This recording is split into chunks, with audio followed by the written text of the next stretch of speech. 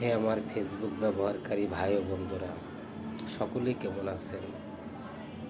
মুসলমান ভাইদের প্রতি আসসালামু আলাইকুম। অন্য অন্য ধর্ম অবলম্বন ভাইদের প্রতি শ্রদ্ধা ও ভালোবাসা রইল। আমরা সকলেই মানব জাতি, মানব সন্তান। এটাই আমাদের বড় পরিচয়। আমি আপনি বিশ্ব মানব জাতি এক আল্লাহর হুকুমে এই পৃথিবীতে এসেছি।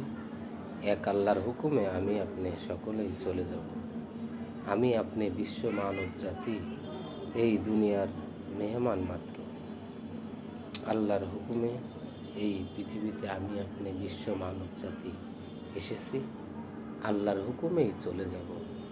কেউ আগে কেউ পরে, আসার সিরিয়াল আছে কিন্তু যাওয়ার সিরিয়াল নাই। কেউ আগে কেউ পরে, যাব শিওর। এক আল্লাহর কাছ থেকে এসেছি, আল্লাহর কাছেই চলে যাব। কেউ মারা গেলে আমরা বলি ইন্না লিল্লাহি ওয়া ইন্না ইলাইহি রাজিউন। সে আল্লাহ থেকে এসেছে, আল্লাহর কাছেই চলে গেছেন। আমি আপনি আল্লাহর হুকুমে এসেছি, আল্লাহর হুকুমে চলে যাব। আল্লাহ পাক এই জগতে আমার আপনার জন্য কিছু আদেশ ও নির্দেশ দিয়েছেন। সেই আদেশ হচ্ছে, সেই স্রষ্টা একজন মনোনীত বান্দা বা তার আদিষ্ট বান্দার মাধ্যমে মানব জগতে প্রকাশিত হন। ইহা সত্য। সৃষ্টির একজন স্রষ্টা আছে, ইহা সত্য। স্রষ্টা তার মনোনীত আদিষ্ট বান্দার মাধ্যমে মানব জগতে প্রকাশিত হয়, ইহা দ্বিতীয় সত্য। এই দুই সত্য যে বিশ্বাস করে সে হয় জ্ঞানী। স্রষ্টার পরিচয়, যে স্রষ্টা যে যুগে যুগে মনোনীত বান্দাদের মাধ্যমে প্রকাশিত হয়ে আসছেন, নবী রাসূলদের মাধ্যমে প্রকাশ হয়ে আসছেন। নবী রাসূলের পর খোলাফায়ে রাশিদিন, তাবে তাবিঈন, ইমাম মুজতাহিদিনের মাধ্যমে আল্লাহ মানব জগতে প্রকাশ হয়ে এসেছেন।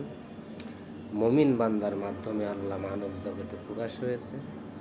আমি আপনি বিশ্ব মানব জাতি যতক্ষণ পর্যন্ত আল্লাহ পাকের সেই মনোনীত বান্দাদের মাধ্যমে আল্লাহ ও রাসূলের খাঁটি ধর্ম না মানব, না বুঝব, ততক্ষণ পর্যন্ত আল্লাহ পাকের হুকুম মানা আমার আপনার কতটুকু গ্রহণযোগ্য হবে আল্লাহ পাকই ভালো জানেন।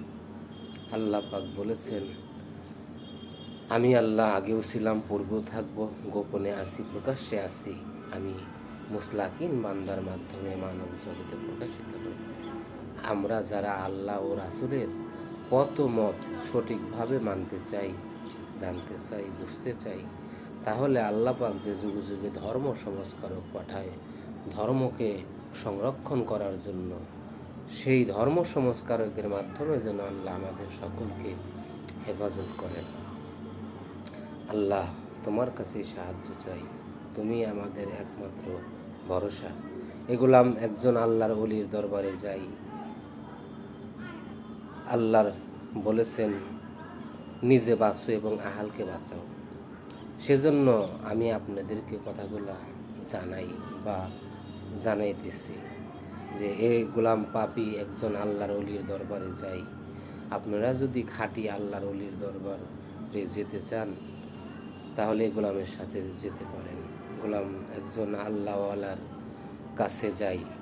তিনি উপরে আসমান, নিচে জমিনে, আসমান জমিনের মালিকের পক্ষ হতে আদেশক্রমে বিশ্ব মানব জাতিকে আল্লাহ ও রাসূলের পথে ডাকেন। কোরআনের আদর্শই সে ডাকেন, কোরআনের পথেই ডাকেন। কিন্তু আমরা কোরআন থেকে বিতাড়িত হয়ে আছি। প্রিয় ভাই ও বন্ধুরা, সকলের জন্য দোয়া রইল। আসসালামু আলাইকুম ওয়া রাহমাতুল্লাহি ওয়া বারাকাতুহু।